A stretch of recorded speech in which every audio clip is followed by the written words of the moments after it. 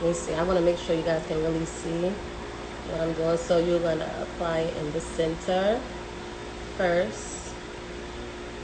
And just lay it up there right on your lash line. You see it sitting there already. Then you get your outer corner together. Take the very end of it and you apply it just right above your lash line. That should stick too. You see that? Right? Then these inner corners. A lot of people do the inner corners wrong, so I just want to show you up close how you apply your inner corner. You don't want it to be flat like this. You don't want that.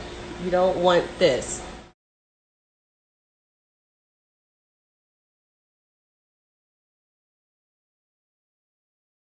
I don't know if I'm saying it right, really, but if you have a lot of oils on your face and you're sweating outside, your lash will come right off.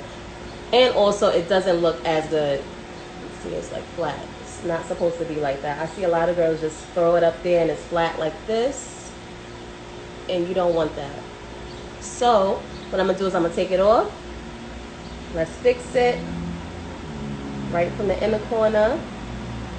You see that? I don't know if you guys can see it like I see it, but I hope so.